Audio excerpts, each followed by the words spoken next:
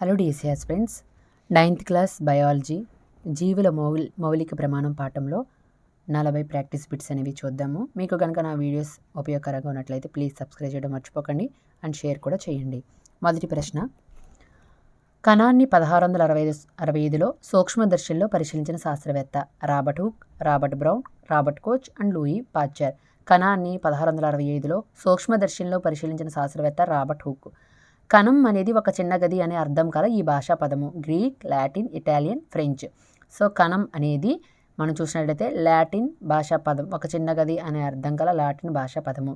Next, ఇది సూక్ష్మదర్శిని యొక్క భాగము, అక్షికటకము, సూక్ష్మ సవరణి, కండెన్సర్ అండ్ పైవన్నీ. సో ఇవన్నీ కూడా మరి సూక్ష్మదర్శిని యొక్క భాగాలే. నెక్స్ట్, చెరువు నీటిలో స్వేచ్ఛాయుత సజీవ కణాలను తొలిసారిగా కనుగొన్న శాస్త్రవేత్త Robert Hooke, Leeuwenhoek, Robert Brown, Robert coach.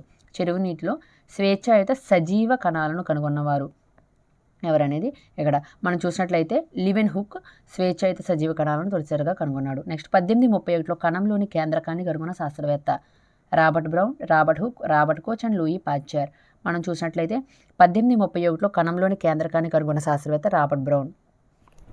Next వచ్చేసి 1839లో కణం యొక్క ద్రవ్య పదార్థానికి జీవ పదార్థం అనే పదాన్ని రూపొందించినది. జీవ పదార్థం అనే మరి పేరు, ఆ యొక్క పదాన్ని రూపొందించినది ఎవరు? జీవ పదార్థం అనే పదాన్ని Louis Pasteur, Robert Koch, Purkinje and Schleiden. మనం చూసినట్లయితే పర్కింజే జీవ పదార్థం అనే పదాన్ని రూపొందించాడు. కణ సిద్ధాంతాన్ని ప్రతిపాదించిన శాస్త్రవేత్తలు ఎవరు? Pasteur and Schleiden, Koch and Brown, Schleiden and Schwann, Virchow and Schwann. కణ సిద్ధాంతాన్ని ప్రతిపాదించిన శాస్త్రవేత్తలు స్వీడన్ మరియు స్వాన్. ఎలక్ట్రాన్ సూక్ష్మదర్శిని కనుగొన్న సంవత్సరము 1904, 1840, 1440, 1940. ఎలక్ట్రాన్ సూక్ష్మదర్శిని కనుగొన్న సంవత్సరము 1940. కణాలన్నీ పూర్వమున్న కణాల నుండి ఉద్భవిస్తాయని సూచించినది Rudolf Virchow, Schleiden, Schwann, Robert Koch. So కణాలన్నీ పూర్వమున్న కణాల నుండి ఉద్భవిస్తాయని సూచించినది రూడాల్ఫ్ విర్కోవ్. నెక్స్ట్ వచ్చేసి మరి విలక్షణమైన ఆకారాన్ని కలిగి ఉన్న కణము. విలక్షణమైన ఆకారాన్ని కలిగి ఉన్న కణము ఎముక కణము, వృక్ష కణము, నాడీ కణము, కండర కణము. అందరికీ తెలుసు నాడీ కణము విలక్షణమైన ఆకారంలో ఉంటుంది. నెక్స్ట్, హైపోటోనిక్ అనగా అది అధిక గాఢత ద్రావణము, సమగాఢత ద్రావణము, మిశ్రమ గాఢత ద్రావణము, అధిక గాఢత ద్రావణము. హైపోటోనిక్ అనగా అధిక గాఢత ద్రావణము. ఇక్కడ వచ్చేసి అధిక ఉందని కన్ఫ్యూజ్ ఏమవ్వకూడదు. ఇదైతే అల్పగాఢత ద్రావణము, సమగాఢత, మిశ్రమ గాఢత, అధిక గాఢత. సో హైపోటోనిక్ అంటే అధిక గాఢత ద్రావణము. గుడ్డు పైపెంకులో ఉండే పదార్థం ఏమిటి? గుడ్డు పైపెంకులో ఉండే పదార్థము calcium oxide, calcium carbonate, hydrochloric ఆమ్లం, హైడ్రోకార్బన్. గుడ్డు పైపెంకులో ఉండే పదార్థము కాల్షియం కార్బోనేట్. మొక్క కణకవచం ప్రధానంగా డాష్తో నిర్మితమై ఉంటుంది. సో బారిన్, పెక్టిన్, సెల్యులోజ్, లిగ్నిన్. సో మొక్క కణకవచం ప్రధానంగా సెల్యులోజ్తో నిర్మితమై ఉంటుంది. మానవులో ఉండని పదార్థం కూడా సెల్యులోజే. నెక్స్ట్, కేంద్రకాన్ని ఆవరించి ఎన్ని పొరల కేంద్రక త్వచం ఉంటుంది? 1 పొరలు ఉండవు, 3, 2. సో కేంద్రకాన్ని ఆవరించి మనకి 2 పొరల కేంద్రక త్వచం అనేది ఉంటుంది. నెక్స్ట్, డిఎన్ఏని విస్తరించగా డైఆక్సీ రైబో కేంద్రకామ్లము, డైఆక్సీ కేంద్రకామ్లము, డైఆక్సీ రైబో కేంద్రకామ్లము, డిఆక్సీ కేంద్రకామ్లము. ఇక్కడ మనం చూసినట్లయితే కొన్నిసార్లు డిఆక్సీ రైబో మరి కేంద్రకామ్లము అన్నిట్లో కేంద్రకామ్లం ఉంది. బట్ స్టార్టింగ్ డైఆక్సీ రైబో ఉంది, ఇక్కడ డైఆక్సీ ఉంది, డిఆక్సీ ఉంది, డిఆక్సో కొన్నిసార్లు మనం కన్ఫ్యూజ్ అవుతాం. సో చూసుకోవాలి. ఇక్కడ డిఆక్సీ రైబో కేంద్రకామ్లము 3. దీన్నే డిఆక్సీ రైబో న్యూక్లిక్ ఆమ్లం అని కూడా అంటారు. న్యూక్లిక్ అంటే కేంద్రం కాబట్టి అది కూడా కరెక్ట్ అవుతుంది. క్రోమోజోములు వీటితో కూడిన నిర్మాణాలు డిఎన్ఏ ప్రోటీన్లు, ఆర్ఎన్ఏ లిపిడ్లు, డిఎన్ఏ లిపిడ్లు, ఆర్ఎన్ఏ ప్రోటీన్లు. క్రోమోజోములు అనేవి వీటితో కూడిన నిర్మాణములు, డిఎన్ఏ మరియు ప్రోటీన్లతో కూడా నిర్మాణములు. జన్యువులు అనగా ఈ భాగంలోని క్రియాత్మక భాగము. జన్యువులు అనేవి ఏ భాగంలో క్రియాత్మక భాగాలు?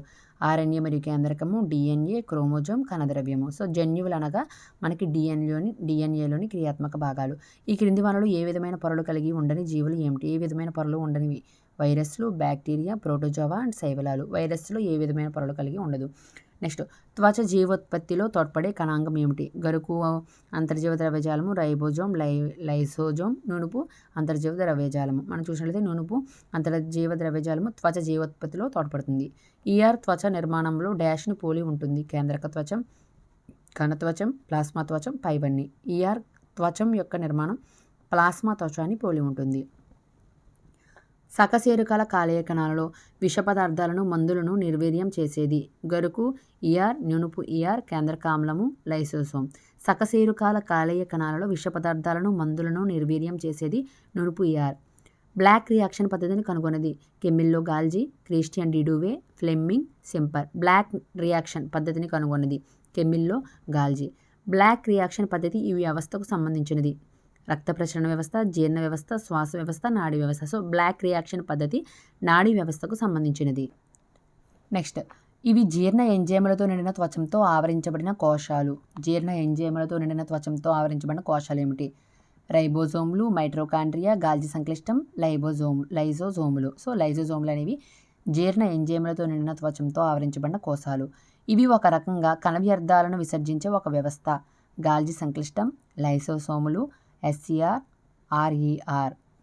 ఒక రకంగా కణ వ్యర్థాలను విసర్జించే ఒక వ్యవస్థ ఏంటంటే లైసోసోములు. స్వయం విచ్చిత్తి సంచులు అంటారు కదా అవి. కణం యొక్క స్వయం విచ్చిత్తి సంచులుగా పిలువబడేవి ఇప్పుడే చెప్పాను లైసోసోములు. కణ సత్యాగారాలుగా పిలువబడేవి ఏమిటి? రైబోజోములు, హరిత రేణువులు, మైట్రోకాండ్రియా, లైసోసోములు. కణ సత్యాగారాలుగా పిలువబడేవి మైట్రోకాండ్రియా. కణం యొక్క శక్తి నగదుగా పిలువబడేది ADP, ATP, NADP, DNA. ATP అనేది కణం యొక్క శక్తి నగదుగా పిలువబడుతుంది. వృక్ష కణాలలో మాత్రమే ఉండేవి సెంట్రియోల్స్, రిక్తికలు, మైట్రోకాండ్రియా, ప్లాస్టిడ్లు. వృక్ష కణాలలో మాత్రమే ఉండేది ప్లాస్టిడ్లు, పత్రహరితానికి సంబంధించినవి. నెక్స్ట్, వృక్ష కణం జీవితకాలంలో ముఖ్యమైన అనేక పదార్థాలు దీనిలో నిల్వ చేయబడతాయి.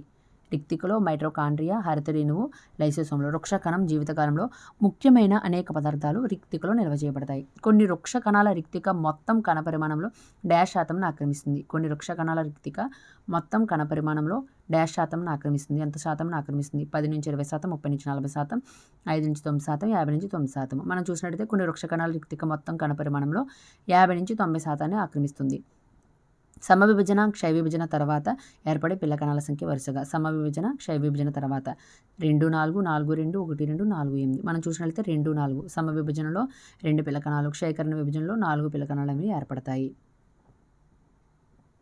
నెక్స్ట్, క్రింది వాక్యాల్లో సరైనవి. ప్రతి బహుకణ జీవి ఏకగణ జీవి నుండి ఏర్పడుతుంది. అన్ని కణాలు పూర్వం ఉన్న కణాల నుండి ఏర్పడవు. మన చుట్టూ ఉండే అన్ని జీవులు కణాలతో నిర్మితమై ఉంటాయి.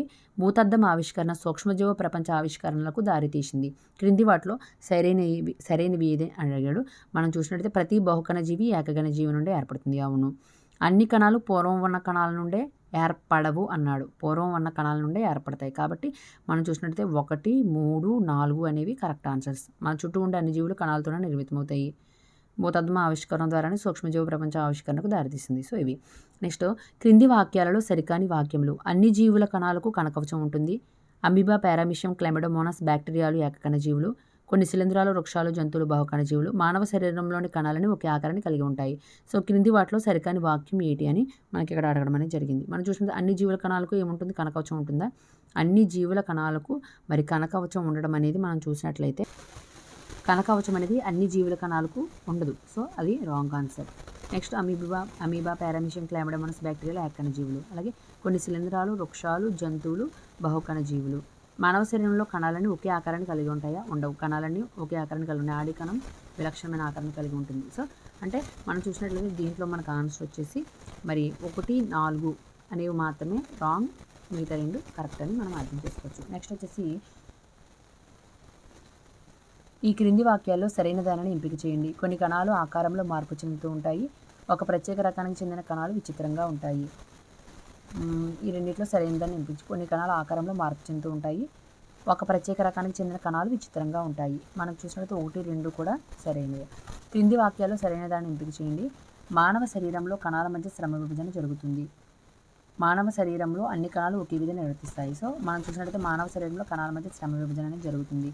కానీ అన్ని కణాలు ఒకే విధంగా నిర్వర్తించు. సో 1 మాత్రమే సరైనది. క్రింది వాక్యాల్లో సరికాని వాక్యం. నీరు కూడా వ్యాపన నియమాన్ని పాటిస్తుంది. అవును, పాటిస్తుంది. కణంలోకి CO2, O2ల వినిమయం వ్యాపనం ద్వారా జరుగుతుంది. అవును, వ్యాపనం ద్వారా జరుగుతుంది. ద్రవాభిసరణం నిర్జీవ కణాల్లో మాత్రమే జరుగుతుంది. కాదు, సజీవ కణాల్లో కూడా జరుగుతుంది. మొక్కలు మరియు జంతువుల్లో కణకవచం విచక్షణ స్థరంగా పనిచేస్తుంది. కాదు. సో మనం చూసినట్లయితే CD అనేవి సరికాని వాక్యములు.